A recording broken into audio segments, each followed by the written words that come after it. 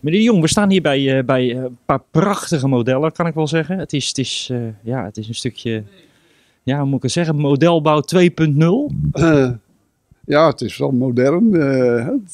Het is allemaal techniek. Het meeste kan ook allemaal varen met een afstandsbediening. Dus het is wel modern spul, ja. Ja. Allemaal zelf gemaakt. We zijn een modelbouwgroep, een vriendengroep, een landelijke vriendengroep. Van mensen die allemaal dezelfde hobby uitoefenen. Die groep bestaat uit 50 man. En die groep is uitgenodigd nu door de organisatie hier in Dokkum om met een paar mensen hier eens wat te laten zien wat we allemaal zo in elkaar knutselen. En dat is allemaal vrije tijdbesteding wat we hier doen. Het meeste is allemaal vanaf tekening gebouwd. Dus heel veel voorwerk hebben we eigenlijk al om eerst alle informatie, zoveel mogelijk technische informatie te verzamelen. En dan gaan we bouwen en dan wordt het vanuit tekening, wordt elk onderdeeltje van klein op schaal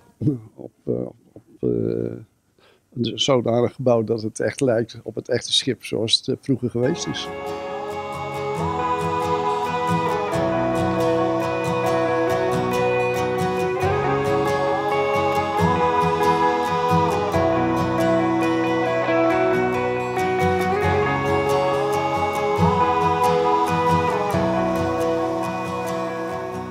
U bent hier aan het kantklossen, voor zover ik het heb begrepen.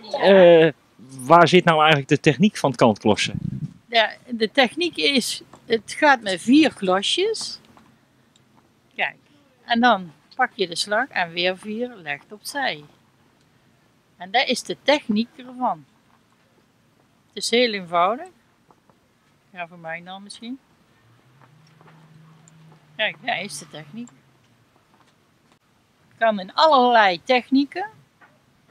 Het is niet alleen linnenslag en netslag, maar het zijn ook de bloemetjes, het moderne. En de techniek is op zich blijft hetzelfde, maar het kan in moderne en in het klassieke. Enig idee waar het vandaan is gekomen? Ja, het komt eigenlijk van Brugge, daar zijn ze mee begonnen. Maar die wordt zo ver dat het eigenlijk in Parijs en Denemarken, en ze doen het in de warme landen doen ze het ook, maar daar is de techniek weer net iets anders dan hier. We hebben de eigen draai eraan gegeven. Eigen draai eraan gemaakt tegenover hier, ja.